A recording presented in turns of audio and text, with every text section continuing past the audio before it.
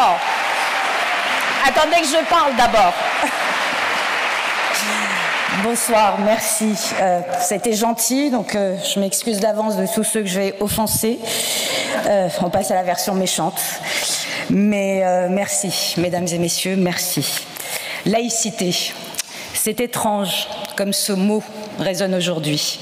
Laïcité, ce mot qui devrait être un refuge pour tous, parce qu'il garantit la liberté pour chacun de vivre sa foi ou son athéisme au grand jour, sans crainte d'arrestation, de torture, de mort. Ce mot qui autorise l'expression de n'importe quelle idée blasphématoire, c'est toujours une petite jouissance quand je dis ce mot, dans les limites du droit. Laïcité. Ce mot qui fait l'honneur de la France et qui, dans la guerre culturelle mondiale, devient un fardeau. Ce mot qu'on doit dorénavant défendre alors qu'il nous défendait il n'y a pas si longtemps, qu'il nous protégeait, nous consolait, nous rassurait. Laïcité, ce mot qui se retourne en une insulte dans la bouche des ennemis de la liberté et de la France. Sans ce mot, je ne serais pas devant vous ce soir. Sans ce mot, mes parents n'auraient pas fait le choix de la France. Sans ce mot, il n'y a plus de refuge nulle part pour les amoureux de la liberté, les persécutés de l'obscurantisme. Respirer l'atmosphère de la laïcité après les voiles noirs du fanatisme et les barbes touffues de la haine, retrouver la possibilité du choix, de la parole à voix haute, de la sécurité, fut une nouvelle naissance pour moi, comme pour tant d'autres exilés au fil du temps. La France, ce pays où il était moins grave d'avoir faim, car on y était assuré de trouver la liberté totale. C'est Haïm Soutine, après une enfance prisonnier de l'intégrisme religieux qui lui interdisait de dessiner figures humaines, qui choisit la France pour être libre, pour être peintre. Tant pis pour la faim, le froid, la misère, la liberté. La liberté sonnait alors comme une victoire. Aujourd'hui, nous voilà réduits à défendre la liberté et la laïcité. Nous voilà réduits à nous défendre de n'être ni racistes, ni colonialistes, ni islamophobes avec les guillemets de rigueur. Nous voilà sur la défensive. Car défendre la liberté et la laïcité, et l'un ne va pas sans l'autre dans le pays de Hugo et de Zola, de Baudelaire et de Pierre-Louis, du Marquis de Sade et de Marcel Proust, dans le pays de Charlie Hebdo, est devenu dangereux.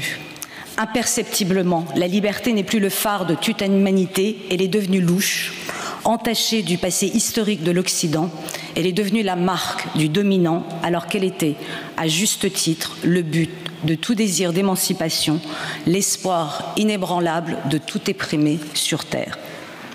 Par lâcheté, par peur, par paresse, par culpabilité mal placée, l'Occident, l'Europe, la France se sont laissés dériver vers une tolérance qui laisse s'épanouir l'intolérance. Il est un cas où la tolérance peut devenir funeste à une nation, c'est lorsqu'elle tolère une religion intolérante. Écrivait Helvétius à propos du catholicisme. Ce pourrait s'appliquer à toutes les religions et aujourd'hui, ici, maintenant, surtout à l'islamisme, qui est aussi l'islam, qui est son cancer, mais aussi la conséquence de son refus buté de se réformer, de se penser, de se réfléchir au miroir de la modernité. Au nom d'une tolérance dangereuse, nous avons collectivement laissé prospérer l'intolérance qui tue. Le sang a coulé en France, le sang des journalistes, de caricaturistes, de policiers, de juifs, d'enfants juifs, de professeurs et de juifs encore. Le sang a coulé au nom de l'islamisme qui est un totalitarisme. L'islamisme réduit les hommes et les femmes à n'être que des agents de haine et de destruction. L'islamisme est un antisémitisme, un antiféminisme, une homophobie, un antirépublicanisme, un anti-humanisme, une fabrique de malheur, un incubateur de ressentiments imaginaires, la promesse de ténèbres pour tous. Chaque fois, comme une litanie morbide, nous avons répété « Plus jamais allumer des bougies, respecter les minutes des silences, afficher des « je suis » qui sonnaient de plus en plus creux. » Et puis, par lâcheté, par peur, par paresse, par culpabilité mal placée, nous avons oublié. Nous avons continué de baisser la tête jusqu'au prochain attentat, au prochain assassinat, au prochain mort. Nous, les laïcs, universalistes, humanistes, sommes accusés de défendre la liberté et la laïcité. Nous sommes accusés de ne pas respecter les minorités, de ne pas être tolérants, d'être de vieux cons, en somme. pourquoi pas. Et pourtant, le camp d'en face ment. Le camp d'en face ment monumentalement. Il ment et trahit l'humanisme le plus élémentaire. Celui qui refuse de réduire l'homme à sa naissance, qui refuse de l'abandonner au boulet de l'essentialisme. Le renversement de valeurs est vertigineux. Nous voilà coupables de défendre la possibilité de l'émancipation et de l'autonomie. Nous voilà coupables de désirer que cet enfant puisse faire un choix, son choix, qui ne soit pas réduit à n'être que la suite sans imagination de son ascendance. Nous voilà coupables de considérer tous les hommes égaux. Nous voilà sommés de montrer patte blanche antiracistes face aux nouveaux racistes qui défendent la naissance comme identité, l'identité comme unique revendication, la couleur de peau comme personnalité, finalité, destinée, la religion des opprimés comme excuse à toutes les dérives, pire, comme un laisser-aller, laisser-dire, laisser-faire. Le voilà, le néocolonialisme qui est reproché aux défenseurs de la liberté, de la laïcité, de l'universalisme et de l'égalité. Sous ces airs d'amour pour tous, de tendre la main aux opprimés, les nouveaux antiracistes pêchent par paternalisme. Ils excusent l'antisémitisme quand il émane de la religion des opprimés. Ils excusent l'homophobie et la misogynie quand il est dit par des cultures non occidentales. Ils applaudissent l'antidémocratie et le séparatisme parce qu'il arrange leur agenda politique et électoraliste, qui les réconforte d'être dans le bon camp, le camp du bien, alors qu'ils sont téléguidés par l'idéologie islamiste.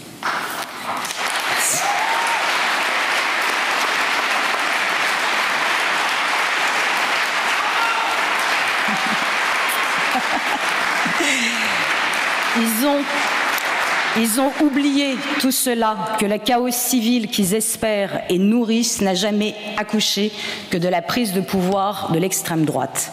Je refuse de considérer l'exilé, l'immigré, le musulman comme inférieur. Je ne lui dois pas plus de respect qu'à un autre. Il est humain à mes yeux et je m'adresse à lui d'égal à égal, sans considération aucune pour le passé, à hauteur de présent, à hauteur d'homme. Je n'aimerais pas qu'on me regarde comme une pauvre exilée iranienne. Alors, parenthèse, quand on va se voir après, attendez que je vous engueule comme ça, après vous pouvez applaudir. Je ne suis pas franco-iranienne, je n'ai pas la double nationalité, je suis française qui est née par hasard, il y a 46 ans, à Téhéran. Donc quand vous me croisez, ne baissez pas la tête de côté par respect, considération ou pitié, vous m'insultez. Merci d'avance. Mais...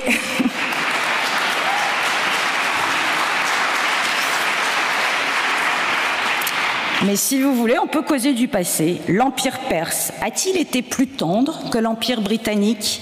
L'Empire ottoman a-t-il été moins meurtrier que l'Empire français? Et pourquoi devrait-on dénoncer l'ignoble traite atlantique et non la non moins ignoble, plus longue et plus barbare encore traite arabo-musulmane? Ça suffit. Le passé ne condamne ni n'absout. L'histoire n'est pas bonne ou mauvaise, elle est. Le passé occidental n'est pas plus honteux que l'oriental. Et au contraire du monde oriental, qui refuse toute remise en question, l'Occident a aboli l'esclavage et inventé les droits de l'homme. Ça suffit.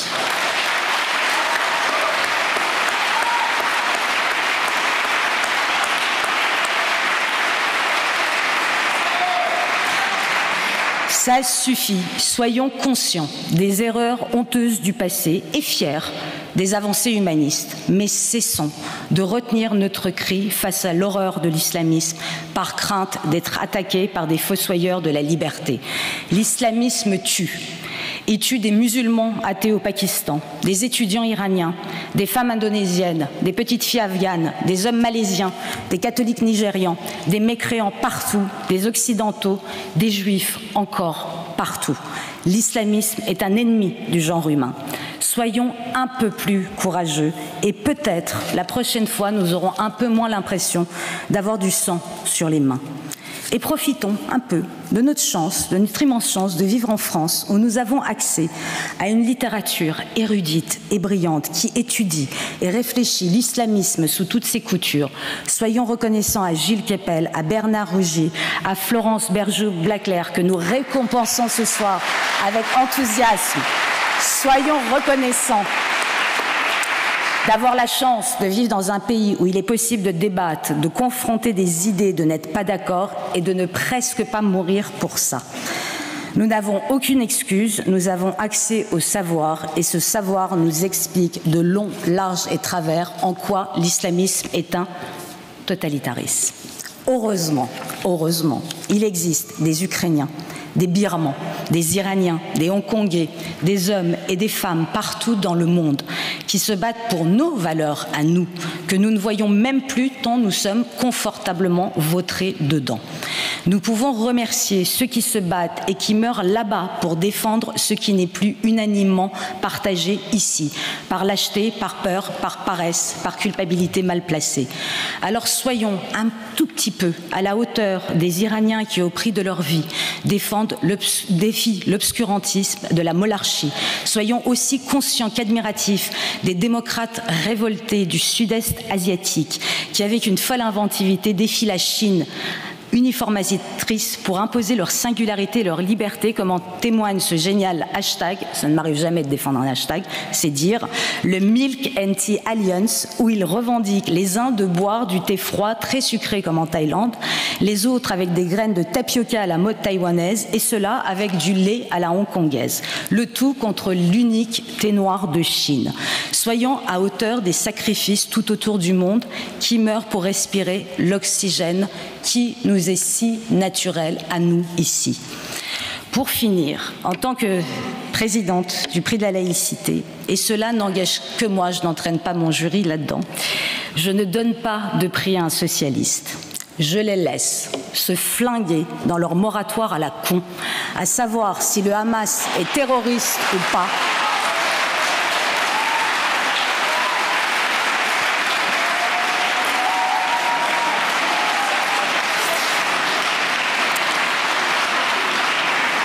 Si le Hamas est terroriste ou pas, s'il a commis des pogroms ou pas, ou s'il faut rompre ou pas avec ceux qui disent le contraire, propagent l'odieux mensonge, le négationnisme.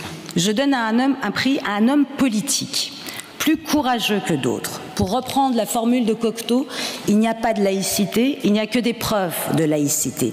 Pour l'instant, l'homme politique en question a fait le job, mais comme je suis méfiante, je ne lui donne rien, je lui prête. Trop de politiques ont trahi la laïcité.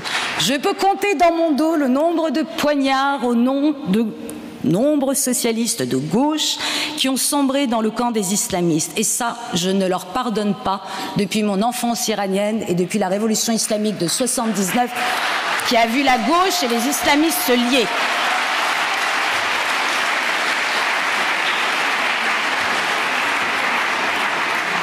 Donc au contraire de beaucoup, j'ai choisi mon camp. Chez moi, c'est ni oubli ni pardon.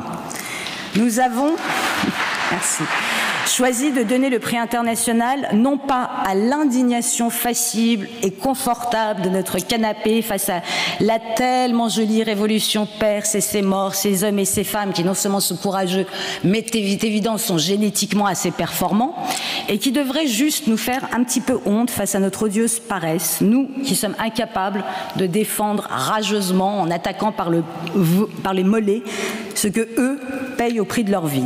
Non, nous avons choisi de donner un prix à l'avenir, au lendemain sans mollah après la monarchie.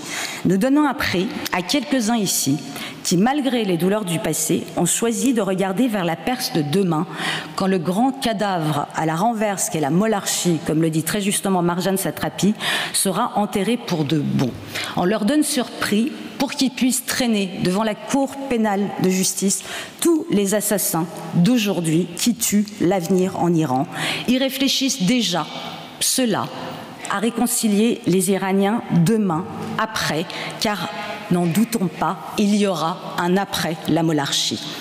Et rien ne saurait être sans la culture, sans la transmission, par le drame et le rire, sans transcendance en somme. Peut-être que cette transcendance que nous cherchons, qui nous manque, c'est dans la culture qu'il faut aller la chercher.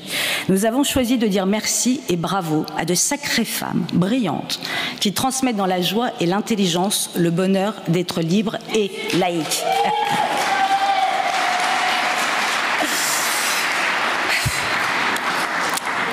Je voudrais terminer.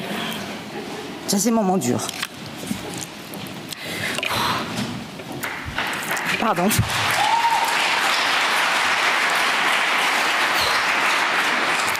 Je vais terminer en dédiant cette cérémonie aux 1400 victimes des pogroms du 7 octobre 2023.